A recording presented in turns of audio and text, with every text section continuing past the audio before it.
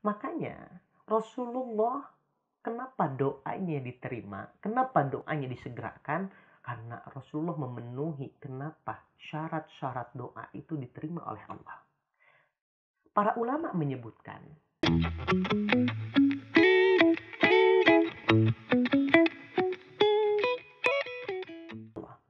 makanya kita harus tahu adab ketika kita berdoa.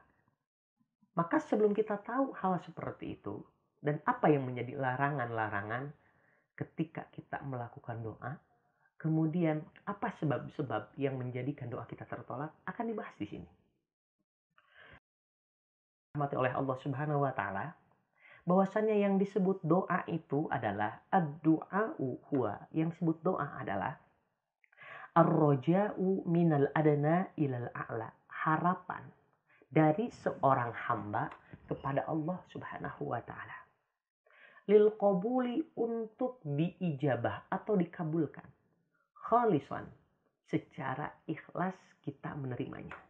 Jadi yang disebut doa itu adalah harapan kita seorang hamba kepada Allah Subhanahu wa taala, secara ikhlas kita menerimanya.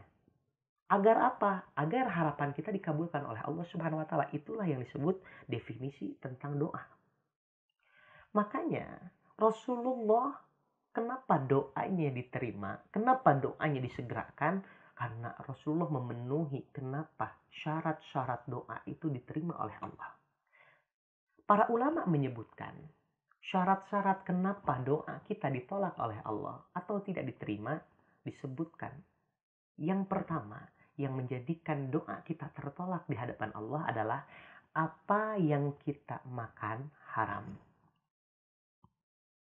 Secara tidak langsung, apa yang kita makan itu harus berasal dari rezeki yang halal. Tidak diterima doa seseorang kalau kita memakan selama ini harta yang haram. Berarti konsep harta yang halal disebutkan dalam Islam. Apa yang disebut dalam Islam? Syaratnya yang disebut harta yang halal atau rezeki yang halal serta mengandung unsur barokah apa? Satu adalah bagaimana cara kita mendapatkannya. Dengan cara apa kita mendapatkannya? Pastinya harus didapatkan dengan cara yang halal. Kemudian yang kedua, bagaimana cara kita menghabiskan harta tersebut? Itulah yang dikatakan harta kita adalah rezeki yang halal. Kemudian yang ketiga, tidak cukup bagaimana cara mendapatkannya, kemudian bagaimana cara menghabiskannya, tetapi di tempat apa kita menghabiskan harta tersebut. Maka itu semuanya sebagai komponen harta kita sudah pasti dijamin harta yang halal dan berkah. Sahabat Allah Subhanahu wa taala. Syarat yang kedua yang menjadikan kenapa doa kita ditolak oleh Allah Subhanahu wa taala adalah apa yang kita minum haram. Secara ilmu medis, 1/3 di dalam tubuh kita adalah cairan.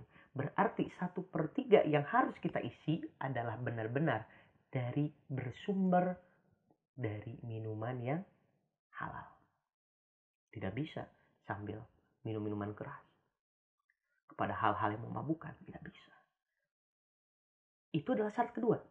Syarat yang ketiga yang disebutkan para ulama, kenapa doa kita ditolak oleh Allah Subhanahu wa taala?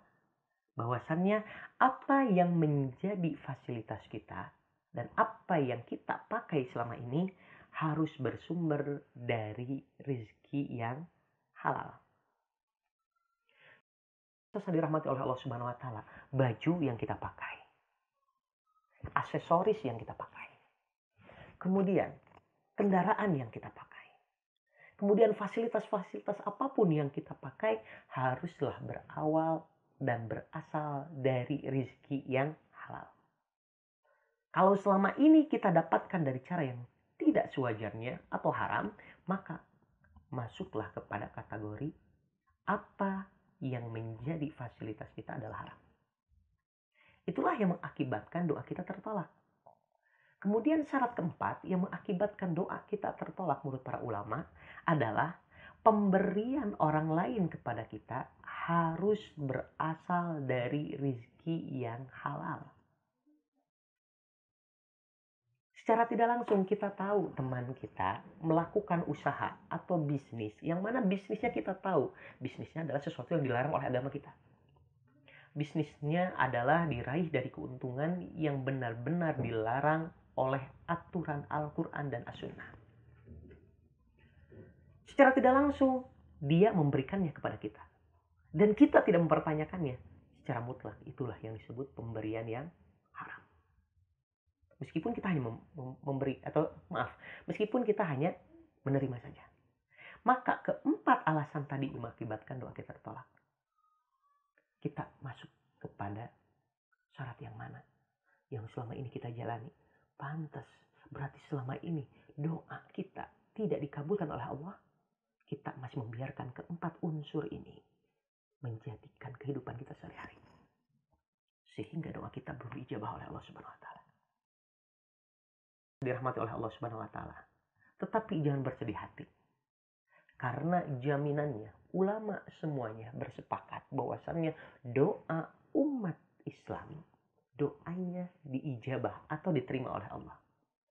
Tetapi masuk ke dalam 3 fase. Atau termasuk ke dalam 3 kategori. Doa kita benar-benar diijabah oleh Allah. Ya, karena kita umat Islam. Tetapi doa kita apakah masuk ke dalam kategori doa yang ini, atau doa yang ini? Jangan lupa bagi teman-teman study bersama untuk like, comment, share, dan subscribe channel ini. Sehingga channel ini menjadi channel yang bermanfaat untuk kita semuanya.